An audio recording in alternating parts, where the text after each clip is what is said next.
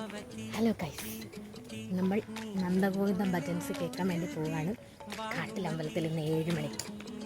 നവീൻ ചേട്ടനില്ല, എന്നാലും എനിക്ക് പാട്ട് കേൾക്കണം. അവർ കീർത്തനം കേൾക്കാൻ വേണ്ടി ഭയങ്കര ആഗ്രഹമുണ്ട്. ഞാൻ പോവുക. നവീൻ ചേട്ടൻ മിസ് ചെയ്യും.